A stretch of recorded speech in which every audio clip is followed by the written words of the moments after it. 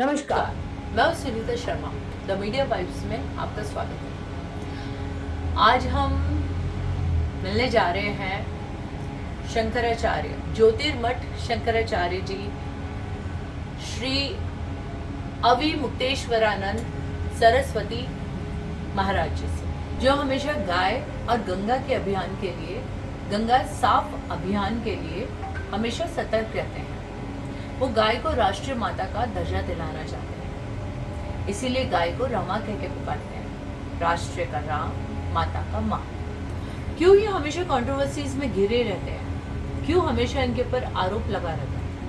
और फिर भी ये निडरता के साथ में घूमते हैं और निडरता के साथ बात करते हुए दिखाई देते हैं, क्योंकि ये सांसारिक विषय को उतना ही महत्व देते हैं जितना धार्मिक विषय को देते हैं। इसे जब भी उन्हें लगता है कि कहीं पर न्यायोचित कार्य नहीं हो रहा है, तब तक उनका समर्थन न करते हुए वो अपना विरोध प्रदर्शित करते हैं। इनकी छवि अलग है।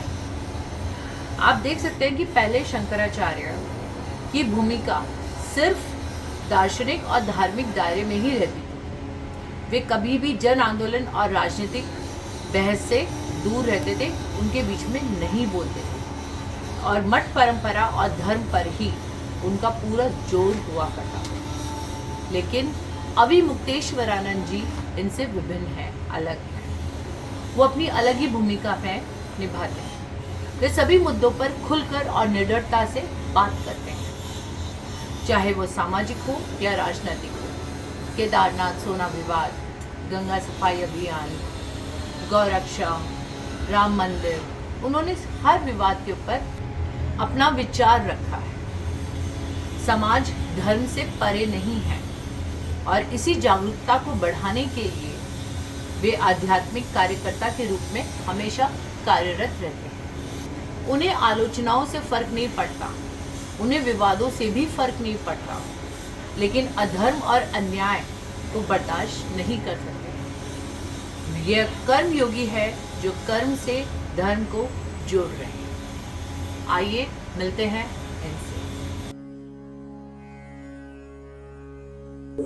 प्रणाम गुरु जी। हमारा सौभाग्य कि आज हमें आपके दर्शन, दुर्लभ दर्शन प्राप्त हुए और आपका इंटरव्यू लेने का मुझे मौका मिल रहा है। गुरु जी, आप शंकराचार्य जी हैं, बद्री धाम के मेन। गुरु जी, शंकराचार्य जी का अर्थ क्या होता है? देखिए, शब्द की दृष्टि से देखें तो एक शब्द दो शब्दों को मिला करके बना। हाँ। शंकराचार्य। हाँ। इसमें एक है शंकर और एक है आचार्य। हाँ जी। तो शंकर शब्द जो है उसका अर्थ होता है श्रम माने कल्याण, कर माने करने वाला। और आचार्य का मतलब होता है वो व्यक्ति जो शास्त्रों का अध्ययन करता है, शास्त्रों में जो हित की बात दी गई है उसको पहले जी करके भी देखता है, और जब पढ़ी हुई बात जी कर देखने पर भी सही लगती है, हाँ इससे हमारा कल्याण हुआ, तो फिर वो दूसरों को बताता है कि आप भी इस तरह से अपना कल्याण प्राप्त कर सकते हैं। तो इस तरह से अगर देखें तो शंकराचार्य का मतलब होता है ऐसा आचार्य जो अनुभव और अध्ययन के आधार पर लोगों का आध्यात्मिक मार्गदर्शन करता है और उनके कल्याण का मार्ग प्रशस्त करता है। और अगर रूढ़ी के अनुसार देखें तो शंकराचार्य का मतलब होता है एक आदि शंकराचार्य हुए, उनका नाम था शंकर भगवत्पाद, और वो आचार्य के रूप में प्रसिद्ध हुए, शंकराचार्य उनको कहते हैं। उन्होंने 4 दिशा में 4 पीठ बनाए थे और कहा था इन पीठों पर मेरे बाद जो लक्षण सम्मत आचार्य बैठेंगे उनको मेरे अनुयायी मेरा ही स्वरूप समझे। तो उन पीठों पर 4 पीठ हैं, वो उन पीठों पर जो आचार्य समय समय पर अभिषेक होते हैं उनको शंकराचार्य के अनुयायी उन्हीं का रूप समझते हैं, कहते हैं यही शंकराचार्य। तो इस रूप से आदि शंकराचार्य का वर्तमान रूप। वो कौन कौन से 4 पीठ है? ये भारत की 4 दिशाओं में, असल में भारत को उन्होंने यज्ञशाला के रूप में देखा, और जो यज्ञशाला हमारी बनती है उसमें 4 दरवाजे होते हैं, 4 दिशा, पूर्व पश्चिम उत्तर दक्षिण। तो पूर्व में गोवर्धन मठ है जो पुरी में स्थित है, दक्षिण में श्रृंगेरी का शारदा पीठ है जो कर्नाटक के श्रृंगेरी नाम के स्थान में विराजमान, पश्चिम में शारदा पीठ है द्वारका, और उत्तर में बद्रीनाथ जी में उत्तर का ज्योतिर्लिंग। जहाँ पर आप विराजे। ये चार। गुरुजी, सनातन धर्म क्या है? सनातन धर्म वो शाश्वत नियम है जो लोगों को आध्यात्मिक रूप से ऊंचा उठाते हैं, उनकी नैतिकता को बढ़ाते हैं और उनकी अंदर की जो शक्ति है, आत्मशक्ति जिसको, उसको बढ़ाते हैं और आत्मा का साक्षात्कार कराते हैं। अलग अलग स्तर पर अलग अलग लाभ जिन नैतिक मूल्यों के द्वारा या जिन नियम विनियमों के द्वारा दिया जाता है, उनका समेकित नाम सनातन धर्म। गुरुजी, सनातन धर्म के नाम पर बहुत कुछ बोला जाता है। हमारा राष्ट्र सनातन धर्म की ओर जा रहा है। क्या आपको ऐसा लग रहा है? हमारा राष्ट्र, हमारे हिंदू धर्म, हम सनातन की तरफ जा रहे हैं? क्योंकि ये तो सनातन की धरती है।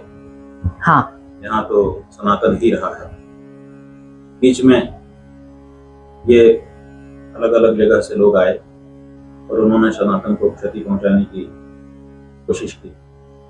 धीरे धीरे कुछ लोग उसी में सफल हुए, कुछ सफल हुए, कुछ आगे पीछे करके सफल हुए, फिर उसी में मिश्रण होता गया। 1000 वर्ष ये सब चलता है। उसके बाद स्वराज्य की मांग उठी और स्वराज्य जैसे स्थापित हुआ है। लेकिन अभी भी जो शासन है वो पूरी तरह से भारतीय दृष्टि से संपन्न नहीं हुआ है। बातें जरूर चल रही हैं अभी, लेकिन वास्तविक रूप से अगर देखा जाए हाँ, तो सनातन की जो स्थिति है वो अभी अच्छी नहीं है। तो आपको क्या लग रहा है, इसका भविष्य क्या है? भविष्य अच्छा है, क्योंकि दोनों चिड़िया उड़े आकाश, तारा है धरती के पास। तो उड़ने के लिए कितना भी कोई उड़ सकता है, उड़ेगा। आखिर तो उसको धरातल पर आना है। तो एक दिन धरातल पर तो बात आ ही जाएगी, और जिस दिन आएगी धरातल पर उस दिन फिर से सनातन पनपने लगेगा, पुष्पित और पल्लवित होगा। गुरुजी, आपका मेन उद्देश्य है गाय की रक्षा। तो देसी गाय और विदेशी गाय, इन दोनों के अर्थ आज भी हमारे लोगों को नहीं समझ में आता है। हम देसी की तरफ कम जा रहे हैं, हम विदेशी की तरफ ज्यादा जा रहे हैं। इसके बारे में आप? इसमें यह है कि हमारा मुख्य उद्देश्य गाय इसलिए बन गया, सनातन धर्म में जो सूची है उसमें गाय सबसे ऊंचे, बिल्कुल सर्वोपरि उसका महात्मा। हाँ जी। हमारे यहाँ कोई भी हिंदू, चाहे वो उत्तर दक्षिण पूर्व पश्चिम कहीं रहता हो, कोई भी भाषा बोलता हो, कई संप्रदाय हैं हमारे यहाँ, किसी भी संप्रदाय का, सबका गोत्र होता है। गोत्र का मतलब ही होता है गो माने गाय और त्र माने उसकी रक्षा करना। तो हम तो गौरक्षक ही हैं। हमारी मूल पहचान क्या है? हमारी मूल पहचान गौरक्षक की। हमारे देवता गाय की रक्षा के लिए अवतार धारण करते हैं, और हमारे घर में जो भी रोटी बनती है सबसे पहले रोटी गाय की ही होती है। हाँ जी। इससे पता चलता है कि हमारी प्रायोरिटी में सबसे पहले गाय है। तो इसलिए हमने गाय का मुद्दा लिखा है। जब गाय का काम हो जाए तब दूसरी सूची पे हम जाएं। इसीलिए गाय के बारे में कहा। जहां तक आपने देशी विदेशी गाय की बात करी, तो देखिए हमारे तो गाय का जो लक्षण है वो विदेशी किसी भी प्राणी में होता नहीं। इसलिए हम तो ये मानते हैं कि गाय जो चीज है वो केवल हमारे देश में है, तो वेदों में निरूपित किया गया है, जिसके गोबर और गोमूत्र को भी पवित्र माना गया है, और जिसमें शासनादिमत्व है। शास्त्रों ने लक्षण बताया है, शासनादिमत्व गोर लक्षण। गाय का लक्षण है शासना और ककुत।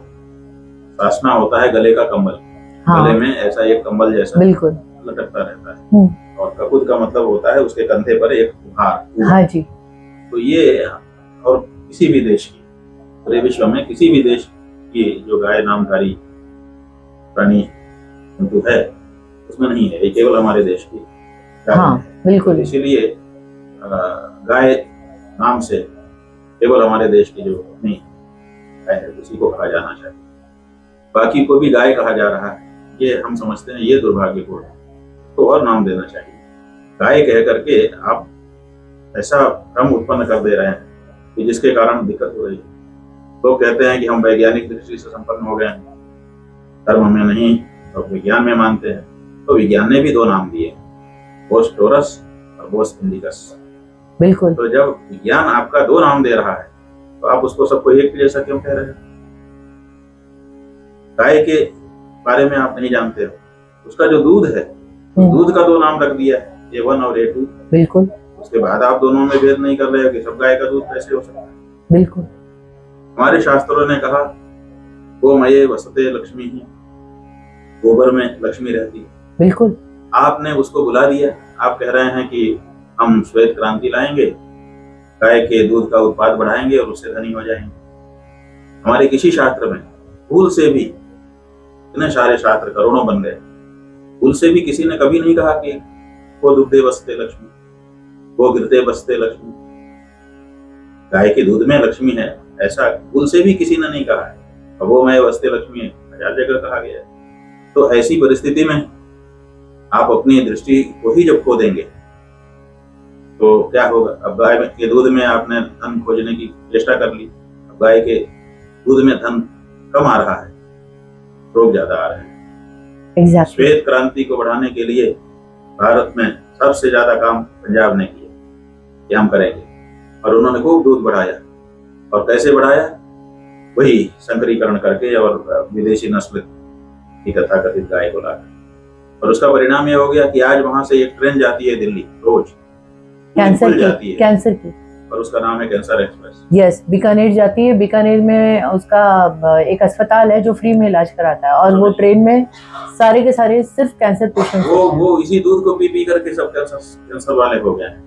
और जबकि भारत की जो गाय है उसके दूध के पीने से कैंसर होता भी है तो नष्ट हो जाता है। लेकिन इतनी मोटी और इतनी साफ बात को लोग समझने को तैयार नहीं हो रहे। सही कह रहे हैं। क्योंकि सरकार इस बारे में जागरूकता नहीं लाना चाहती। सरकार चाहती है कि ज्यादा से ज्यादा लोग रोगी रहें। सरकार चाहती है कि ज्यादा से ज्यादा लोग अपनी समस्याओं से घिरे रहें, ताकि हमारे ऊपर सवाल उठाने का उनके पास मौका न हो। ये जो हमारी रीत है, इस रीति के कारण कई अनर्थ हमारे देश में निरंतर होते चले जाते हैं। तो हम गाय देशी विदेशी नहीं समझते हैं, देशी ही गाय है, बाकी गाय जैसा है। उसको हमारे यहाँ संस्कृत भाषा में गवय कहते हैं। वो सदृशो गवया, गाय के जैसा हो लेकिन गाय ना हो, वो गवय है। तो इसलिए देशी विदेशी गाय शब्द हम नहीं प्रयोग में लाते हैं, हम कहते हैं गाय और गवय। सही है। ये जितने भी मठ हैं हमारे, 4 मठ जो आपने बताए, उत्तर दक्षिण पूर्व पश्चिम, ये चारों एक ही हैं। चारों में एक ही हैं, केवल क्षेत्राधिकार इनका बटा हुआ भौतिक दृष्टि से, क्योंकि हमारा देश बहुत बड़ा है। बड़े देश में बोली भाषा और संस्कृतियां अलग अलग हैं, तो इसीलिए उसी प्रदेश में एक संस्कृति है, तो वहाँ का आचार्य ज्यादा न्याय कर पाएगा, ज्यादा गहराई से उन चीजों को समझेगा। इसलिए 4 भाग में विभक्त किया गया। और चारों को अलग अलग यजुर्वेद, ऋग्वेद, चारों का वेद अलग है, वेद अलग अलग है। तो वो लोग वही वेद को फॉलो कर सकते हैं? नहीं, सबको फॉलो करते हैं, लेकिन विशेष जिम्मेदारी उनकी उस वेद के संरक्षण की। जैसे आपकी यजुर्वेद की है। हमारी जो है, आपको हम चारों पीठों के बारे में बता दें। हाँ। पूर्व में जो गोवर्धन पीठ है उसका ऋग्वेद है, जो दक्षिण में श्रृंगेरी पीठ है उसका यजुर्वेद है, जो पश्चिम में शारदा पीठ है उसका सामवेद है, और उत्तर में जो ज्योतिष पीठ है उसका अथर्ववेद। अथर्ववेद हमारी पहला वेद है हमारा, इसका संरक्षण हमें करना।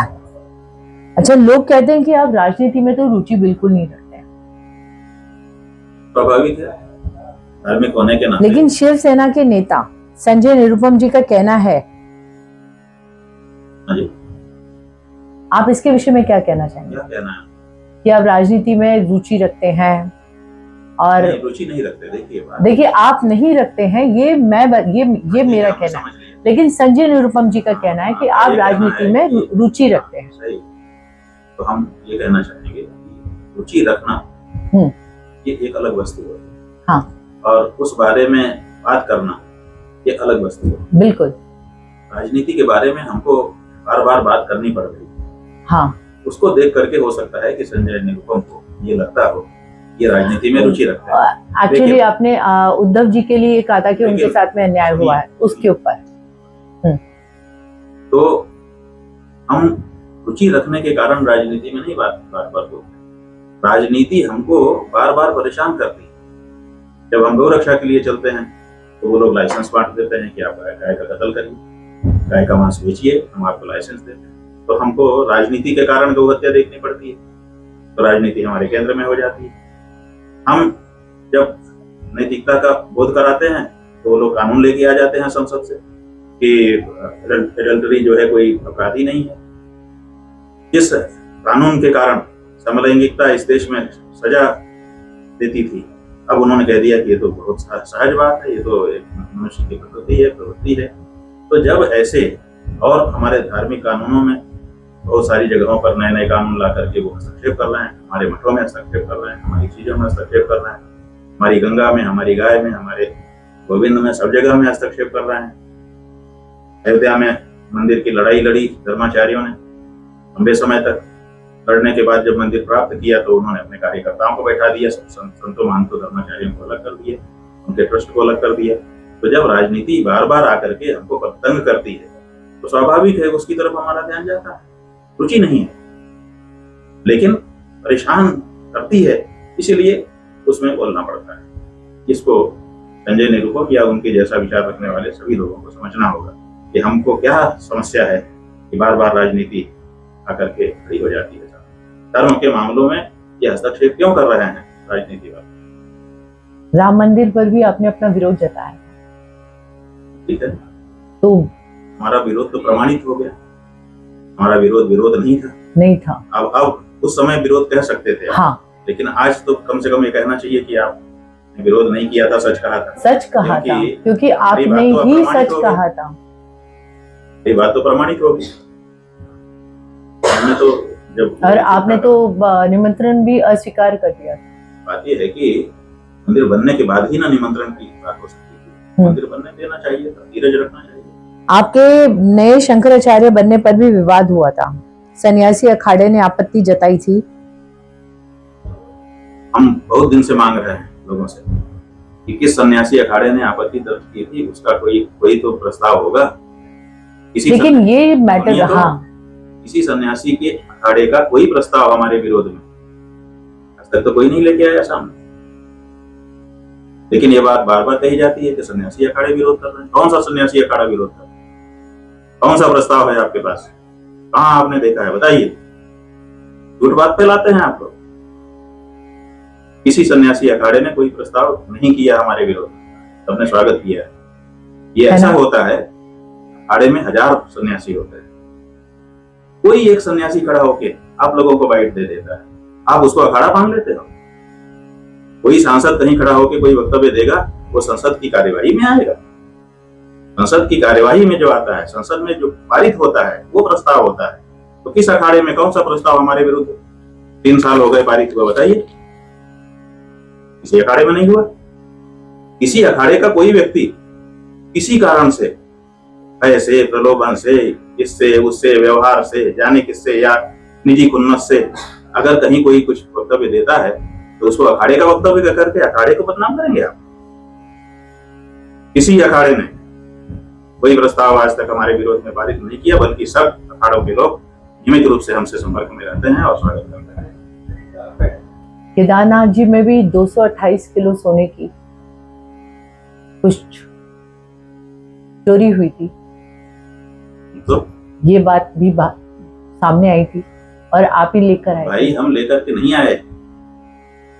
हम तो जब बोले तो बड़ी मीडिया ने इसको उठा लिया, लेकिन सालों से वहां पर जब से ये घटना हुई है, वहां के जो हक हकूकधारी हैं, वहां के जो रहने वाले लोग हैं, वहां की समिति के लोग हैं, वो सब आवाज उठा रहे हैं। उसको लोकल मीडिया के अलावा आगे कोई पकड़ता ही नहीं। तो हमने जब कहा तब इसको पकड़ा लोगों ने। तो हमारे ऊपर जिम्मेदारी आ रही है कि हमने उठाया। हमने नहीं उठाया, वो वहीं के जो स्टेक होल्डर्स हैं वो लोग उठा रहे हैं उस बात नहीं, को। आपने और उठाया आज तक इसकी जांच नहीं हुई। हाँ, और 3 बार वक्तव्य आ चुका, संबंधित मंत्री का भी आ गया, वहां के मुख्यमंत्री का भी आ गया कि हम जांच करा रहे हैं। 4 साल हो गया, 4 साल से जांच ही आपकी चल रही है। कमेटी भी बदल गई, अब नई कमेटी आ गई, आपकी जांच आज तक हो रही है, उसकी जांच की रिपोर्ट तक बाहर नहीं आई। कौन सी जांच करवा रहे हैं? कितने देश के लोग उसमें सम्मिलित हैं कि जांच नहीं हो पा रही है? बताइए। अगर गड़बड़ी नहीं है तो जांच हो करके उसकी रिपोर्ट सार्वजनिक क्यों नहीं की जा रही? तो अभी भी कह रहे हैं, जैसे पहले दिन कह रहे थे वैसे ही, क्योंकि वही परिस्थिति आज भी है। आज भी लोगों को शंका है, आज भी वो पीतल वहीं पर लगा हुआ है। जिसको सोना कह करके लगाया गया। कौन सी परिस्थिति बदल गई है? आज भी वही अपने वक्तव्य पे कायम है। अभी भी जांच नहीं हुई और कोई रिपोर्ट नहीं आई, और जबकि जब बात उठती है तो यही कहा जाता है कि जांच चल रही है। इतनी बड़ी जांच तो देवराम आयोग की भी नहीं थी। क्या ये बात सच है कि धरी देवी जी के मंदिर को छेड़ा गया था, तब जाके केदारनाथ में प्रलय आया था? जिस दिन धारी देवी को उनकी जगह से हटाया गया, धारी का मतलब धारण करने वाली देवी, धारण करने वाली देवी, और वो रक्षा करती थी। धारी देवी धारण करने वाली देवी थी। जैसे ही आपने उनको हिलाया, हिल गया कि नहीं? 35,000 से ज्यादा लोग मर गए। आपके सरकारी आंकड़े जो भी हो सब जानते हैं, 35,000 से ज्यादा लोग मर गए। अभी तक कंकाल मिल रहे हैं लोगों को, लेकिन बेशर्मी है। उसके बाद भी आप करते ही चले जा रहे हो, करते ही चले जा रहे हो। सब लोगों ने बार बार चेता दिया था कि धारी देवी को छेड़ा तो अच्छा नहीं होगा, लेकिन कहाँ किसी ने सुना, और किसी को पड़ी भी कहाँ है? मर गए लोग। ये देखो, एक बहन यहाँ बैठी है, इसकी सगी मौसी, 10 परिवार के 10 लोग उसी में बैठ के चले गए। 10 लोग एक ही परिवार के सगे, यही साक्षात बैठी हुई। आज तक इनको मुआवजा तक नहीं मिला, इनको को भी नहीं हुआ, कुछ नहीं। इसके ऊपर पड़ती है ना, वो समझता है कि क्या हो रहा है। बाकी सबके लिए कहानी होती है, बाकी के लिए कहानी होती है, तो शावली होती है। एंगल देखते हैं कि किस एंगल से शूट किया गया। थोड़ा सा निजी है, उम्मीद करती हूँ आपको बुरा ना लगे। बस सिर्फ इतना जानना चाहती हूँ, आपको जो उचित लगता है आप वो बोलते हो। ये मैंने आपके सारे जितने भी हैं सब में मैंने देखा सुना। आप दबंग हैं, आपको उचित लगता है आप बोलते हो, आपको नहीं लगता आप नहीं बोलते हो, लेकिन फिर भी एक टैग मिल जाता है। पॉलिटिशियंस की पॉलिटिक्स होती है, ठीक है। आपको एक टैग मिल रहा है कि आप कांग्रेसी हैं, जबकि आप नहीं हैं। आपने कभी कांग्रेस के खिलाफ नहीं बोला तो फेवर में भी नहीं बोला, भाजपा के खिलाफ भी नहीं तो फेवर में भी नहीं, आपने हुई बात बोली। तो ये टैग क्यों? बात यह है कि ये टैग जो है ये उनका स्वभाव है। जब जवाब नहीं होता उनके पास तो और कोई रास्ता तो है नहीं, तो फिर किसी के साथ टैग कर दो कि साहब ये तो वो हैं इसलिए बोल रहे हैं, ऐसा कह करके अपने आप को बचाओ। तो ये बचने के लिए ढाल है। किसी को भी अर्बन नक्सल कह दो, या आतंकवादी कह दो, या कांग्रेसी कह दो, आजकल तो यही 3 है सबसे बड़ी ढाल। तो क्या करेंगे? ये कहो कि अर्बन नक्सल और आतंकवादी नहीं कह रहे हैं, कांग्रेसी ही कह करके रह जा रहे हैं। हम तो इसी में गनीमत समझते हैं कि कभी कांग्रेसी होना भी इस देश में गौरव का विषय है। लोग बड़े गर्व से कहते हैं कि हम कांग्रेसी। अब आजकल गाली बना दिया गया है कि कांग्रेसी होना गाली है। अगर कांग्रेसी होना गाली है तो इस देश के जितने स्वतंत्रता संग्राम सेनानी 90% उनका कांग्रेसी थे, सब गाली है, सबके ऊपर गाली हो जाएगी। कांग्रेसी होना गाली नहीं, गर्व का विषय है। किसी समय किसी देश में माना जाता है, आज आपने उसको गाली बना दिया। भाजपाई होना गाली नहीं, कांग्रेसी होना कैसे गाली हो? और अगर कांग्रेसी होना गाली है तो कांग्रेस के लोग संसद में क्यों बैठे हैं? उनको सरकार जो है प्रतिपक्ष नेता का दर्जा क्यों दे रही है? उसके नेता को उनकी बात क्यों सुनी जा रही है? उनको संबोलने का समय क्यों दिया जा रहा है? उनके लिए सीट क्यों आरक्षित की गई है? अगर कांग्रेसी होना गाली है, आपके बराबर ही ना है। जिस संसद में आप बैठते उसी में कांग्रेसी बैठ रहा है। सदन के बाहर गाली और वहां पर उसके लिए आरक्षित सीट। दोहरा चरित्र है आपका। अरे जैसे आप एक राजनीतिक दल हो वैसे ही वो भी एक राजनीतिक दल है, और आप में और उसमें कोई अंतर भी नहीं है। सच बात तो ये है, वो भी गौ हत्या करवाती थी, आप भी गौ हत्या करवा रहे हो।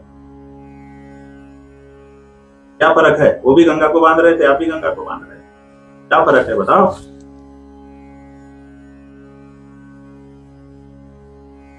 वैसे हम क्यों होंगे और वाजपेयी भी क्यों होंगे? वाजपेयी नहीं है इसका उनको भरोसा है, इसीलिए कहते हैं कांग्रेसी हो। और कांग्रेस वाले जानते हैं, और आप सिर्फ यथार्थ बोलते हैं। भाई हम तो धार्मिक आदमी, हम धार्मिक व्यक्ति और भारत के नागरिक अपने आप को हम समझते हैं। भारत के नागरिक, तो भारत के नागरिक को ये छूट है कि वो अपने विचार जिस समाज के में बोल सकता है, उसका उपयोग हम करते हैं। और एक धार्मिक व्यक्ति को यहाँ पर धर्म के मामले की कोई बात हो, उसको मुखर होकर के अपनी बात कहनी चाहिए और उसके लिए जो कुछ हो सके करना चाहिए। जहाँ जरूरत समझ में आती है, हमारा विवेक काम करता है, हमारे सलाहकार हमको बताते हैं, हम करते हैं। क्या करा? बिल्कुल भी नहीं। अपना काम कर रहे हैं। बिल्कुल। काम करने में कोई ना कोई कुछ तो कहेगा ही, उसकी परवाह करेंगे तो काम करना छूट जाएगा। सही कह रहे हैं। इसलिए परवाह भी नहीं कर सकते। बहुत बहुत धन्यवाद। बहुत बहुत धन्यवाद। आपसे मिलकर हमको अच्छा लगा। इसलिए अच्छा लगा कि जब केदारनाथ की बात आई, वहां पर दो लोग काल कवली की बात अपनी बातचीत के बीच में आई, हमने देखा कि थोड़ी देर तक के लिए आप बोल नहीं सकते। इसका मतलब हमने जो अनुमान लगाया, अपने संवेदना टूट टूट करके तो इस संवेदना के लिए स्वागत करना बहुत बहुत धन्यवाद।